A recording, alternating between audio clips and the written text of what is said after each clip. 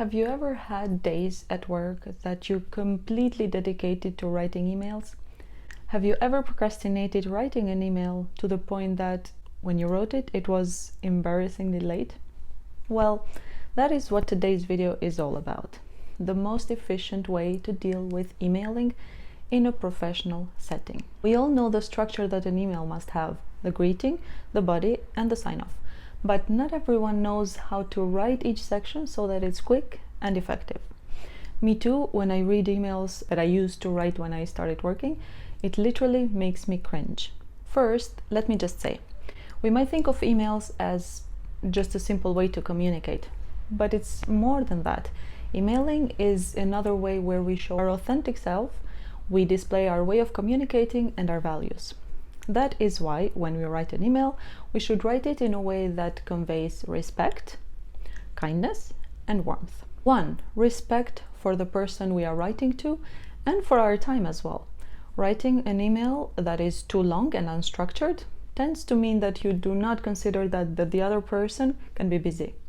It might also mean that you don't value your own time, because if you did, you would try to keep it straight to the point. So, when you're writing an email, imagine that the recipient has very little time to read it, and this will make you write short and to the point emails, which will in turn save you time. When it comes to kindness and warmth when writing, the emotion and all facial expressions and body language that accompany a face-to-face conversation disappear. For this reason, we should use other means to convey emotion in our emails. How can we do this? Well, one way is by personalizing our emails as much as possible to each person and for each conversation. I remember a professor of mine has a very distinctive way of writing emails, so I would recognize her email without needing to see her name. She would stick to the same structure in every email, and she would use words that convey warmth, such as delighted, gladly. Another way is to be inclusive. For example, if we are writing to two people in the same email, but only one is the main recipient, we can start the email with "Hi, main recipient" and follow it with "Hi, second recipient" in brackets. Acknowledging the presence of other people in the same conversation thread shows that you value their presence there, just like you would in a face-to-face conversation. Also, if you feel like it's your own style, don't hesitate to keep the email light and even a little bit of fun. Now I want to talk about the three main parts of an email, starting with a header. The header includes the fields to, CC, BCC, and the subject. In the to field, we include people that are the main recipients of the email. Say you are working on a project with a few colleagues, you want to inform them of the work you have done since you last spoke, and you pose a few questions that you need to address next. In this case, you put all your colleagues included in the project in the to field. In the CC field, we include people that are not directly connected to the content of the email, but who are concerned by it. In the same example, while you update and ask your colleagues, at the same time, you want to let the project manager know about the progress, so you put them on CC. If you are not sure where exactly to put people, a good practice is to put everyone who is expected to respond to the email on the to field, and everyone else goes to CC.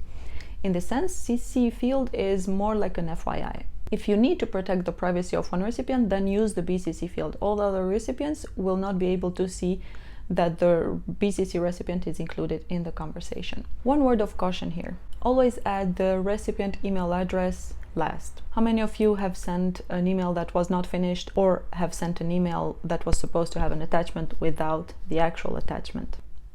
You know what I'm talking about. Now, the subject of an email is also very important, even though many of us, we might not care at all for it. In the subject, you should write a few keywords describing the main purpose of the email. Do not use full sentences, but most importantly, never leave it empty. Now, let's dive into writing that email. First part, the greeting. There are two ways to greet in an email: formal and informal, even in a professional setting. What I mean by this is there are formal emails that you write to your boss, who you do not have a particularly friendly relationship with, or to people that you write with only occasionally. And then there are emails that are informal that you write with colleagues with whom you work every day, or people that you work with in a project, which can very easily be considered as informal. In the first case, you can use Dear Mr. X, Miss Y, or Good morning, Mr. X, or Hello, Mrs. Y, while in the second, you can allow yourself to go with Hi Z, or Hey, and so on.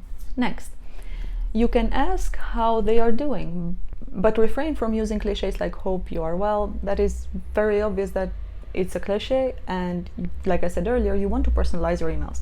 Be more specific. You could do that by touching on recent events or something that you talked about last. Be careful though, when there are more than one recipient included in the conversation, do not bring up something that concerns only one. On the other hand, do not hesitate to use a bit of humor. Something that I have seen being used during this global pandemic is hope you are feeling positive and testing negative. How is that for an original starting of an email? Second, the body of an email. We can divide it into two, the introduction and the details. In the introduction, we should specify in a direct and a succinct way the reason why we are writing this email. When writing emails, always try to write as if the recipient is a very busy person. You could write, I am writing to ask you or to let you know, or this email is to confirm tomorrow's meeting. Then, having said that, you can add details. For example, you can remind the recipient about the time of the meeting, the place, and the subject that is to be discussed. Whenever there is more than 2 items that you need to write about, go for lists. In this case, you should always list the items and not use full sentence after sentence. In this way, it will be easy for the recipient to read your email and or refer to any of the items if they need to respond. If the reason for writing the email is to ask for something, at this point, after having given all the relevant details, you could ask the question again, preferably in a way that is different from the first one. A couple of side notes. When referring to something one of the recipients has said or done, do not use he or she when they are included in the conversation, but their name. Nowadays, you can just use the add symbol to tag them. This goes without saying. It's the same rule of politeness when speaking about the third party in a conversation when they are present. But I have seen this mistake being done so many times that I feel like it needs to be said. There, I said it. Do not hesitate to give credit when credit is due, even in an email. It is flattering for the person who is being given credit, and it shows that you do not hesitate to give credit in any way possible. If you attach a document to the email, be careful to mention in the text that you are including an attachment. This way, people will not miss important information. The third part, the closing off. To conclude the email, always state a specific call to action. This makes it easier for the recipient to respond to your email. Then, apart from the typical kind regards or best regards, try to be more original. You can simply adapt it to, for example, if it's Friday, then write, have a great weekend. Or if it's Monday, you can write, have a nice week ahead. Or if you know that they are going to that concert that you talked about, you can just say, have fun at the concert. The thing with emails is that we tend to think that they are not that big of a deal, or that who cares even, or that when I need to write that email, I will know how to write it.